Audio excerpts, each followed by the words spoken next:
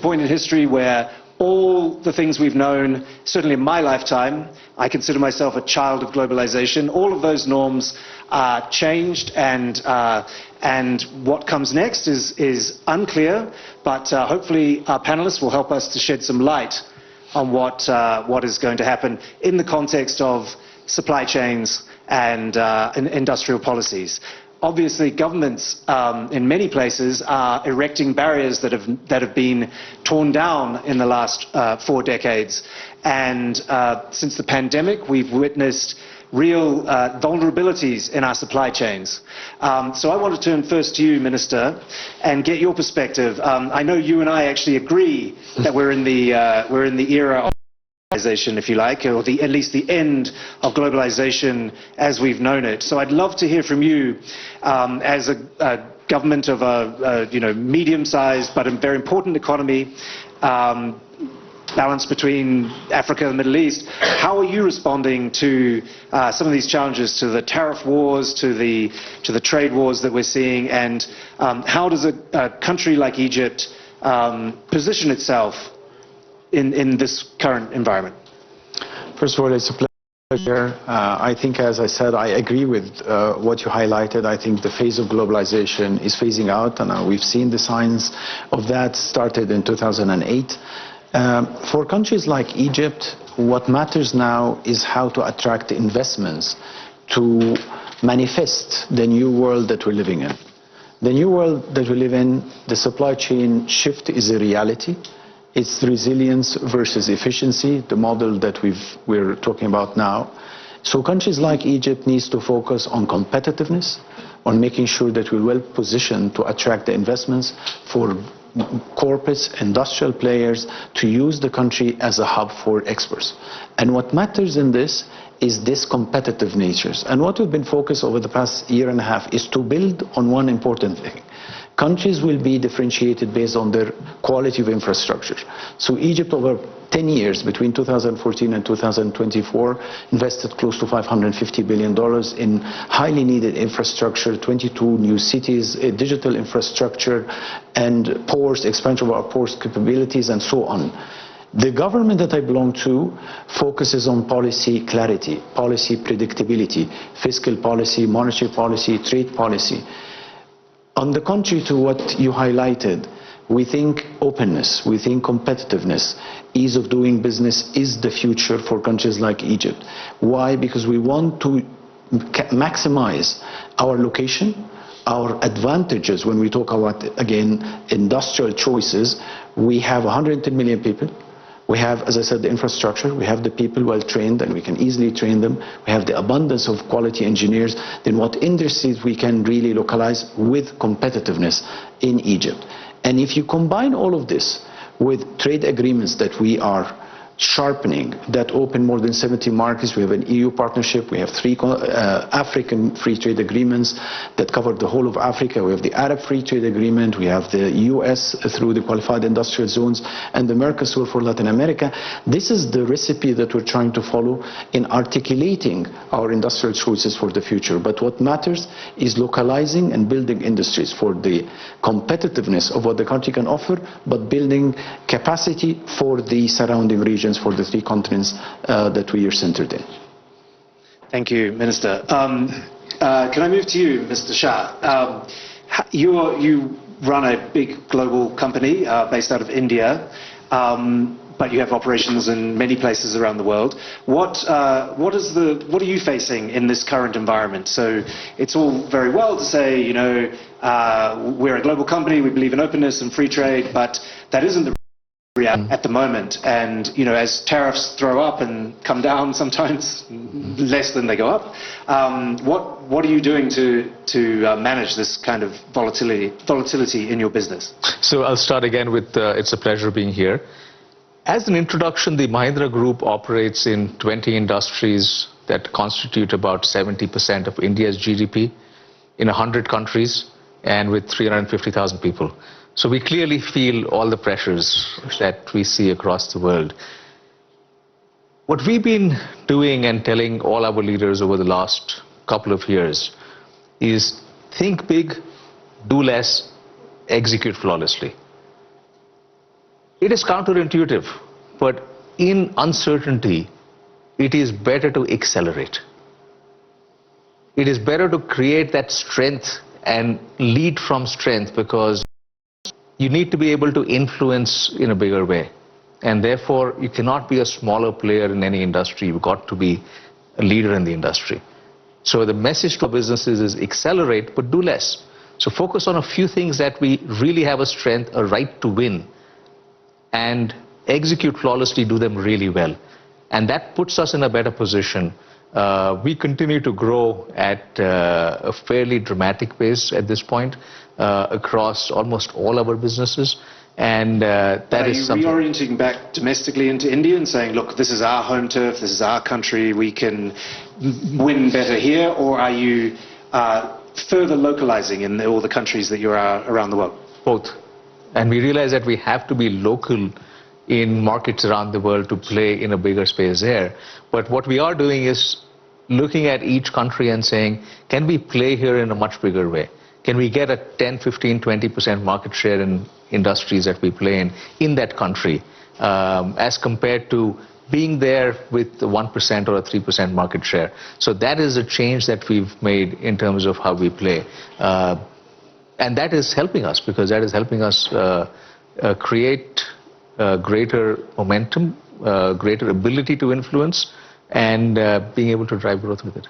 Can I push you slightly and ask, are there any examples where rising nationalism at the political level, rising maybe even at the populist level, has made you decide this is just too difficult, or we've had to pull out of different markets or different countries? We actually haven't seen that anywhere, because in markets where we play, we'd often play with local brands, or we have localized production as well.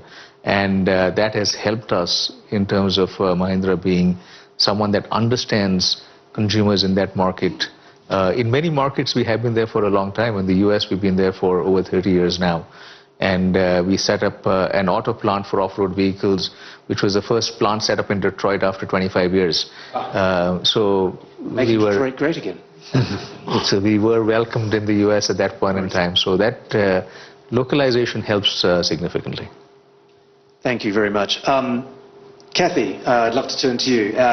Chief Risk Officer, that must be a busy, I mean, you have several titles, but that one must be keeping you very busy at the moment. In your sector, pharmaceuticals, it's just really very, very difficult to try to untangle yourself from global supply chains. Could you tell us a little bit about some of the challenges you're facing? And I'd love also to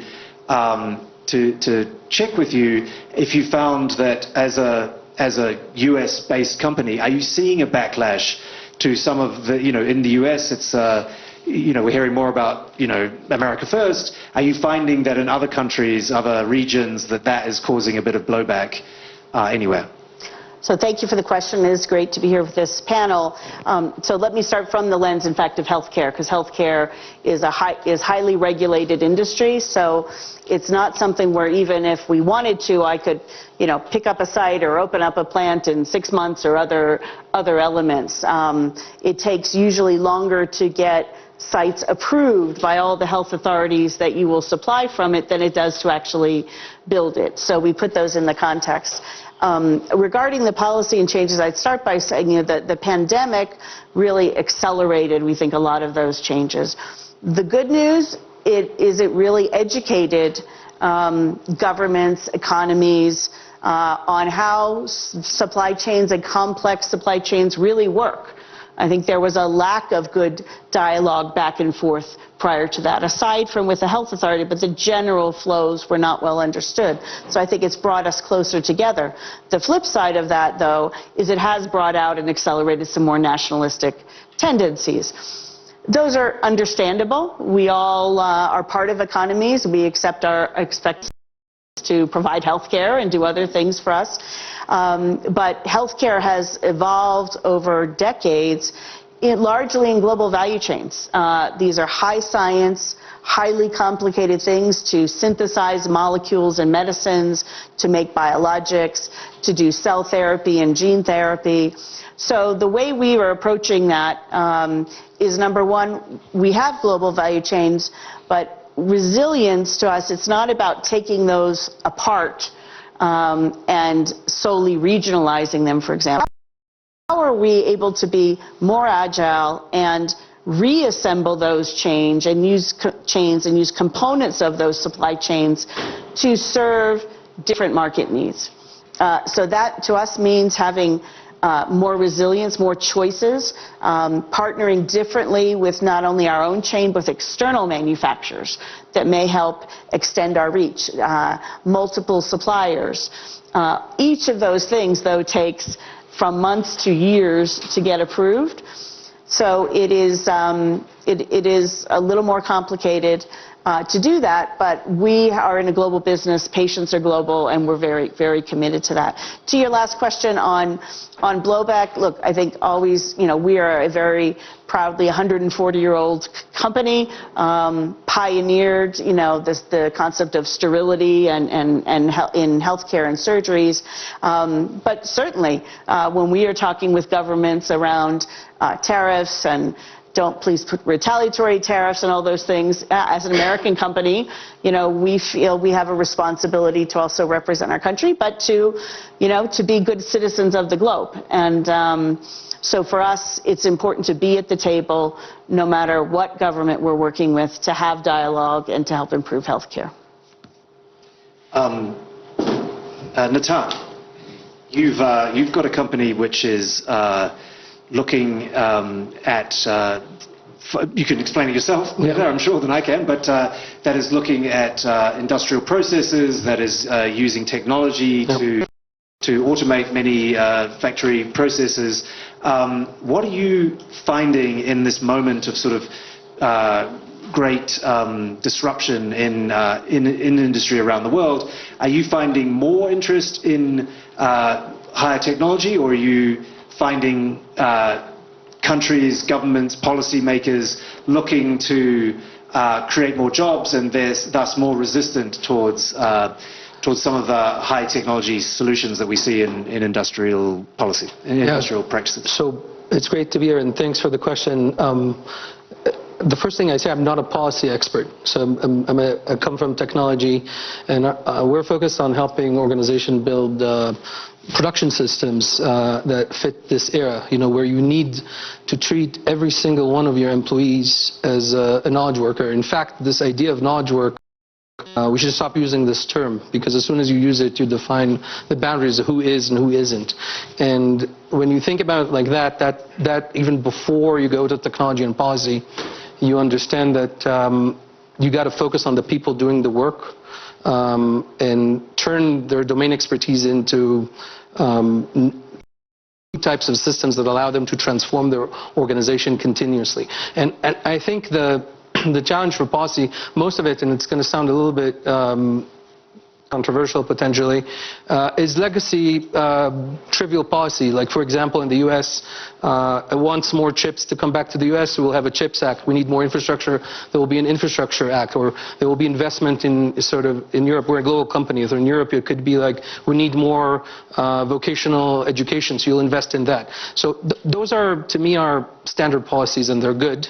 However, no one is investing enough in transforming the workforce to, the next decade of artificial intelligence-driven workforce that needs to both live in the physical space and support such production system. And I think that should be where policy thinking head, including partners in academia and partners in industry, like Johnson & Johnson here is a great example of a multinational that is very complex that needs that, and of course the stakeholders in government. So, not being a policy person, this is my suggestion to where policy should go. Thank you, Natan. That's great. Dr. Fuchs, you have done a lot of research, I know, about supply chains, and when advanced economies outsource production to other developing economies. The biggest and most important example would be China, obviously, over the last few decades. What does your research say about what that does to the advanced economies that are doing that outsourcing? Perfect. And I want to end on the answer to that question. And I want to make 2 points to what you said in the beginning. The first is I want to talk about that I don't like the term industrial policy because we don't want to support industries. We want to support the technologies that are going to cut a path across them, right? And so in not supporting industries, what industries are already incentivized to do by the market, they should do, and that should be country. But national technology strategy, or even harder, critical and emerging technology strategy. So what is critical? What do we need for national security? How do we decide what we need? What do we need for economic, whether that be competitiveness or power, and what for the well-being of our citizens? Those assessments help us decide what we even want to manufacture in our supply chain in a domestic context. The second is I want to point out that while there's a lot of attention now on nationalism, by midway through the pandemic, there was actually more protectionism globally than any time since World War II. This started then, and it was about countries realizing that they have strategic interests, right? And suddenly, if they can't partner with other countries for one reason or another, whether that be the health of their citizens or otherwise, then they need a way to respond. And then the last to your question is that in our work, we found that when firms moved manufacturing overseas, they lost incentives to produce the most advanced technologies in the United States that also had well-paying jobs for high school educated workers where they were part of the innovation process. And those were strategically necessary for the Department of Defense, for the future of competing with value in the economy, but they couldn't manage in the public market to do that in the short term, and that's the role for government. And that, I think, is really, in many ways, the crux of this. I was at a dinner discussion, I'm sure all of you were talking about similar topics, but last night, about this reversal in globalization and whether that was a policy, I mean, it was a Donald Trump thing, or whether it is grander sort of forces that are coming into play. And my personal view is that Donald Trump is more a symptom rather than the cause of this reversal in sort of unalloyed, untrammeled globalization for exactly the reasons that your research has found. Actually, what's happened there haven't been universal winners from globalization and free trade over the last few decades. I was contemplating, as you were all speaking, the fact that we're here in the Schengen zone, not the European Union, but we're in Europe, the continental Europe, and I'm based in Brussels, and this is a panel, and none of you are European. And so I actually think, because so much of the discussions I'm involved in and day to day, particularly in Brussels, it's always about Europe. It's always sort of lamenting how terrible things are in Europe. That's what we Europeans like to do. I'd love to get a perspective from each of you, as long as short as you like, on sort of what you observe of Europe. You're trading with Europe. You're invested in Europe. But what do you see as the challenges, maybe the opportunities for Europe itself, since we are here in this continent, Minister? Can I start at least commenting on at least industrial policy? Absolutely. At least, because I think it's very important, and I think the points that you raised, the world that we're in is very complex, and it's not easy for a country like Egypt, as you rightfully mentioned. We want to position ourselves.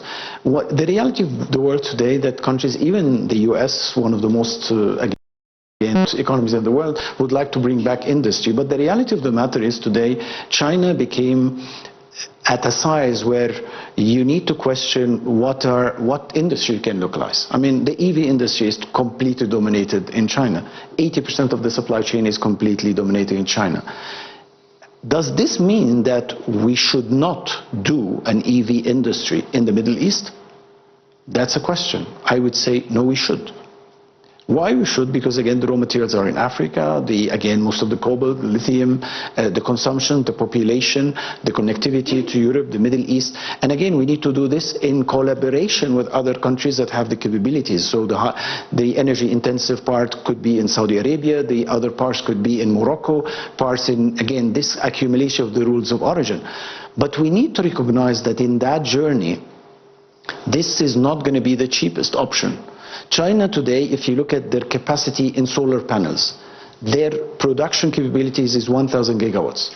The total world consumption last year was 600 gigawatts, and they've consumed more than half of that. Should we develop a solar panel industry in the Middle East? Again, I talk about the wider Middle East. Absolutely yes. Why I'm saying this? Because that's the future of our country. Egypt, again, all of the private sector are telling us we can produce literally 1,000 gigawatts over the next 20 years, only from the Western Desert. We have the silica, we have what it takes. But again, you need to bring that supply chain. So going back to your point, this complexity in the supply chain, we need to bring that technology from China. We need to work with these dynamics. But the complexity in the world that we're in, that we're doing protectionism that does not help bring some of those industries to these markets. We're also seeing a major, again, when we talk trade remedies, there is a lot of safeguard measures that are taking across the world today that are not, in my, again, at least observations, are not reflective of what needs to happen, but it's just a protection for the sake of protection. And that's where we need to navigate these dynamics if we want to do an industrial policy. We need to think about the future of our countries.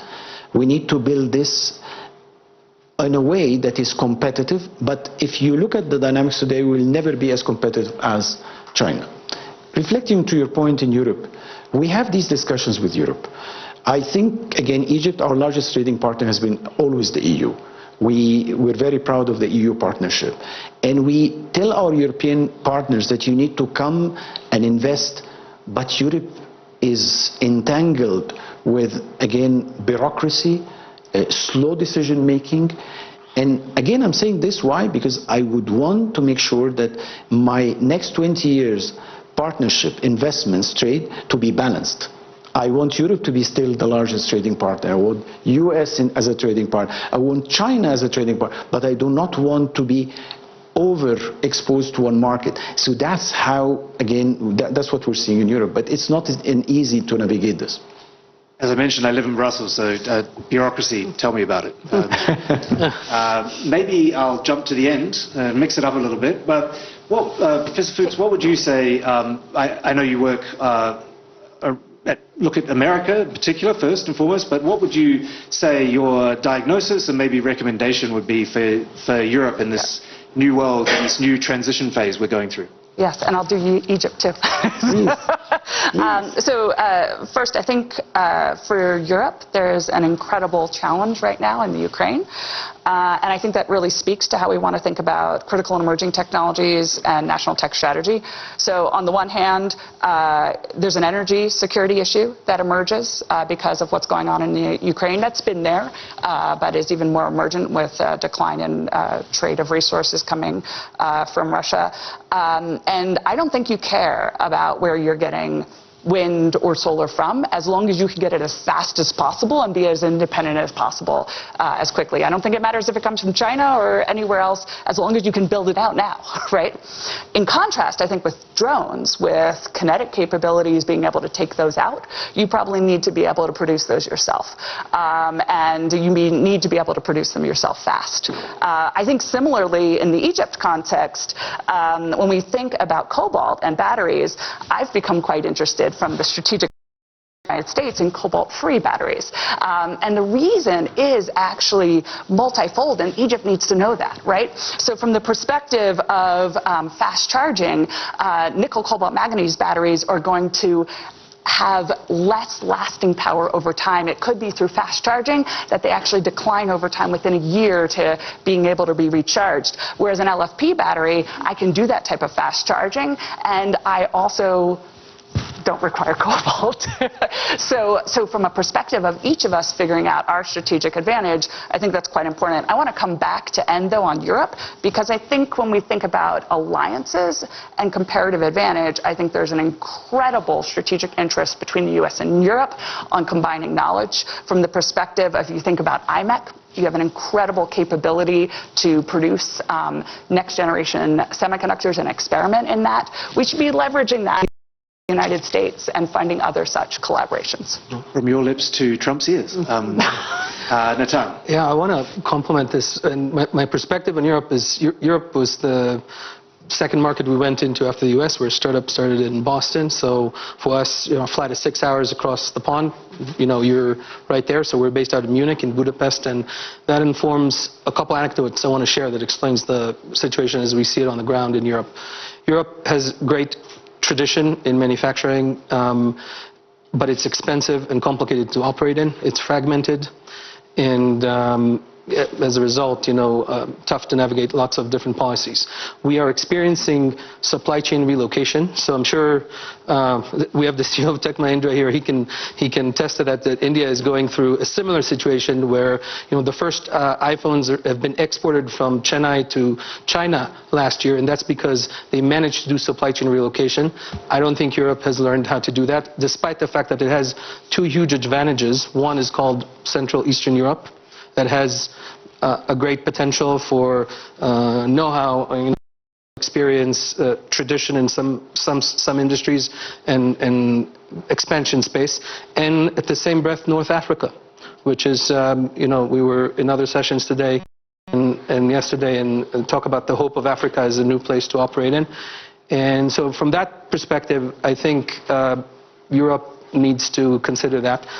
The last point I'll make on Europe is, unfortunately, as it comes to technological leadership, it has been slow, and I think it has come to roost. And what I mean, everyone knows, and you made the point on Ukraine, that aerospace and defense manufacturing is now critical, and that supply chain is about national security, and everybody knows the investment the German, the French government, and so on have made. And the type of material for war is made in the continent. So if you don't deal with the first problem, it's actually very risky. And in that sense, you need to think about what drives that. It's things like data sovereignty, and how quickly you can change policy to start enabling that. I think it's critical for European, future, not only just economical, but just even from a national perspective. And I'm sorry if this is a little bit of a downer, but like you ask about this, and it's important for everyone here. So that would be my perspective on Europe. Thank you. Kathy, you're... Sure, I'll add a few points. I'm a big believer that sometimes your greatest strength, the other side of that coin, is your weakness. And I've spent a decade in Europe. My husband is European. The greatest strengths clearly is the diversity, the knowledge, that the opportunity to leverage from different cultures and countries and assemble ecosystems of suppliers and opportunities where you can take the best of every culture and make something better. The flip side of that, though, is because of long history, because of the complexities of the histories of the nations are millennia longer than the history of the EU, right? I don't believe there's yet the balance between the national and the EU. And so what's happened is a proliferation of regulation that I think now, from what I'm hearing and seeing, right, the countries have made their voice known to the European Commission. The European Commission is undergoing the simplification initiatives. And I think that's very important, because for Europe to stay as and I'm talking here EU, but really for Europe to continue to be major players, the simplification is needed.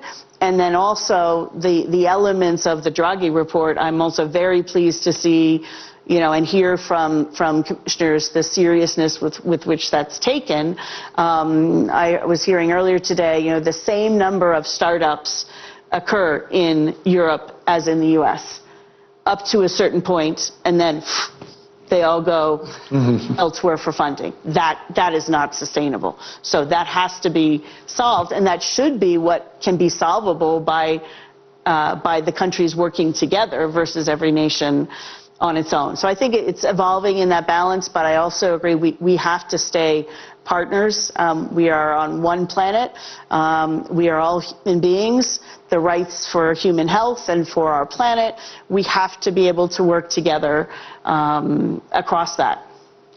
If you're quoting the Draghi report, you've definitely spent quite a lot of time in Brussels.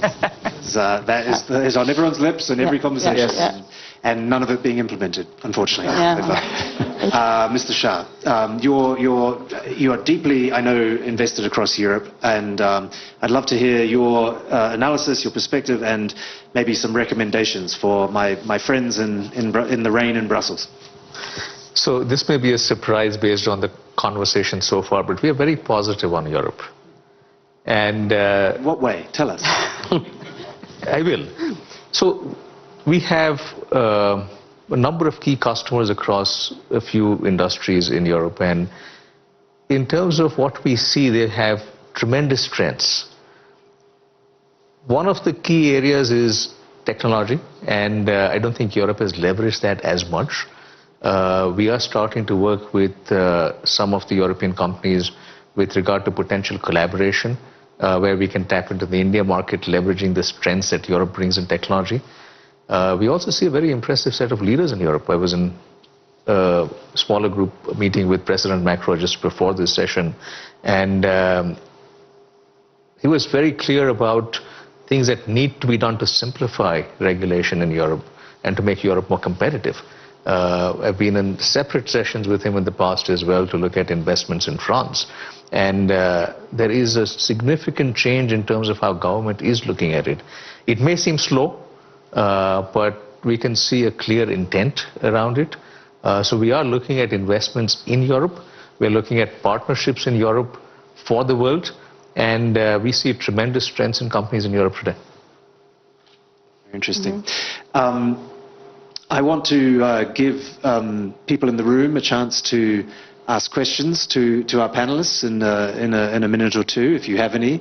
But first, I want to maybe return to you, Minister, and ask, what do you, very to answer this, I'm sure, but from your perspective, what do you think comes next? As I said, we've got the post-world order, we've then had globalization, we agree that that era is over. Are we going to see an era where eat dog, where every country is trying to fend for itself, where global trade starts to decline and it becomes interregional? You kind of hinted at this when you mentioned the need for electric vehicles just in the Middle East. And so are we going to see greater regionalism and a breakdown, or what do you think is coming next from the perspective? I think it's a shift of the investments, the global investments, to different regions. And I think the Middle East is one of those regions that, in my personal view, will benefit.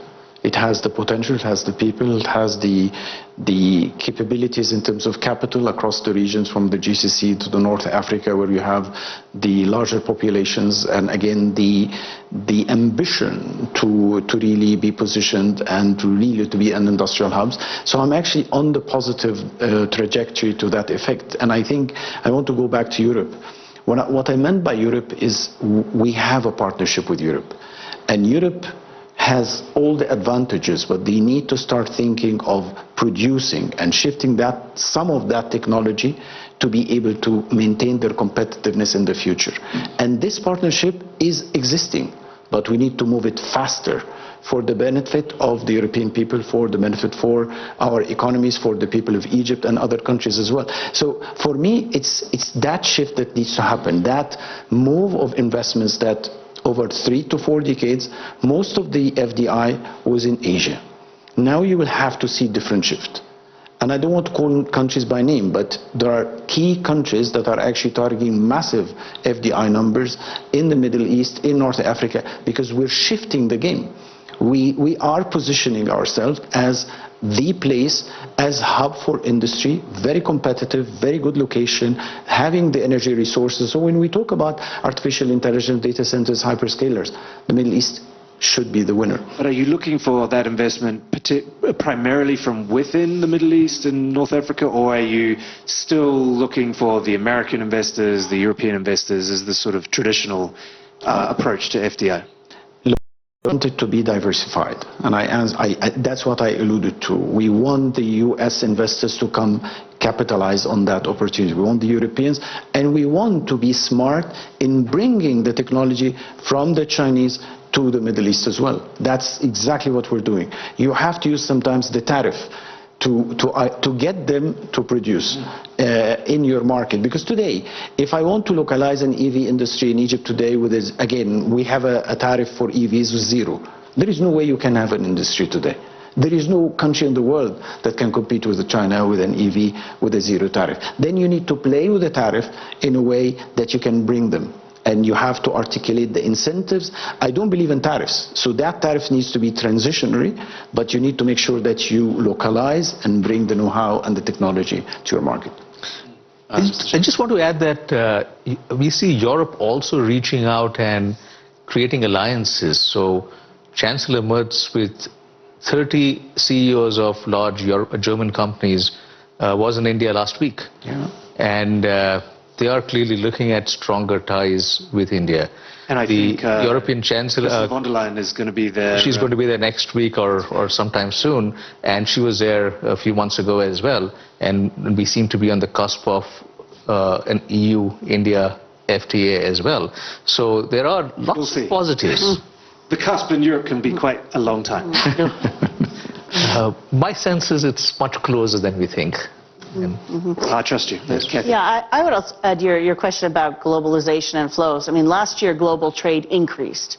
It didn't decrease. But what happened were a lot of the flows started to realign. I think it's very hard to, the genie's out of the bottle in that we talk to each other around the world. We communicate with each other. Today have friends that are halfway around the world they've never met, but they meet through gaming, and so the world is interconnected. The question is, for each economy, what are the choices you're making and who you want to partner with most closely to improve your national or your regional interests. And so I think we'll continue to see this. You can call it rewiring or reassembly, but you hear all the agreements the EU is signing now. They're not signing fewer agreements; they're signing more agreements. So I think it's just we're entering a new phase, a new era. Maybe I made up a word there, era, but it's a new way. Want to give? Maybe we have time for one or two questions. So maybe one there and then one there. If we have time, I'll come to you now. Dragoș Pustaru, Minister of Investment, European Projects, Romania. I would like to address especially to Professor Fax's question, because, I mean, theory has been shaken these days. And I will put it this way. Industrial policy, although you hate the term, yeah. Niche is better or volume is better? I mean, what would be the strategy nowadays in terms of where in the value chain should countries be placed? Shall we try to control the value chain, or come up with a niche, particular niche that would make indispensable that particular country? If you can reflect on that. Yeah, I'm going to. I don't think it's the right question. I think the question is, what are your national objectives, and how do investments and policy related to technology advance your strategic interests? And I gave that energy security versus drugs example, but I think what I was going to say to the conversation that had been going along here, which speaks also to your question, is I think every country needs to come to a better understanding of the needs and desires of their people. And I think when we think about that, there is, for no bad reason, right, policymakers stand up there and say, we're going to have a great semiconductor investment and there's going to be more jobs, right? And there are. Right? There are operator and technician jobs, and there's a certain number of jobs. Or we're going to move towards more, a different type of investment. Energy, right? The European wind and solar example. But what are the implications of that for the people? And the problem is that policymakers aren't trying to lie to their people, in my opinion. They don't know, right? And so how can we have these strategic forward-looking assessments for countries so that they can communicate, the legislators or the leaders, to their people the consequences and facilitate those shifts that they are trying to do for the strategic advantage, not only of their national security, not only of their economy and their economic power, but also of their people, including their health and their jobs. Can I add a quick reaction to that? I think if you don't think about it through niche or focus or those terms, if you think about it from trust and transparency perspective, and this is what I've been hearing from C-levels the past, say, 18 months, because the world became this sort of sequence of black swan events, one after the other, maybe longer, you know, it kind of stopped counting. It's like flocks of black swans. So people understand that while supply chains are not completely getting untangled, they are changing. And so they're ready to make moves, but they don't know where to go. So what they want is you know, and we had a letter from our work group at the WEF to policymakers saying, like, tell us what you're going to do so we can trust, so we can decide where to put the next factory. Because if the target is moving all the time, they don't know how to invest. And unfortunately, in supply chain, there's a lead time that is long and complex. And if you don't get it right, you're in trouble. I mean, your company would be in trouble.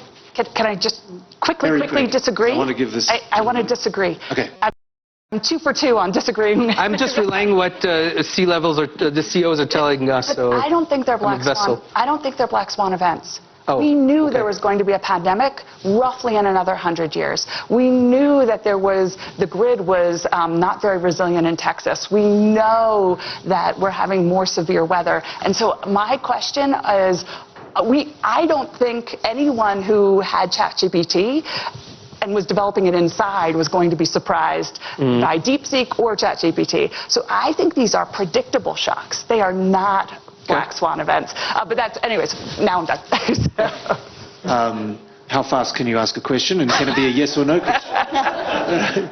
Probably, I think we'll not have time, unfortunately. But I want to just thank this fantastic panel. The fact that we didn't even have time for many questions is, I think, a testament to the level of agreement or disagreement in debate, and that's what we want here at the World Economic Forum. That's what makes this event so special. Thank you all for the recommendations. I'm going to go back to Brussels with a whole fresh crop of suggestions.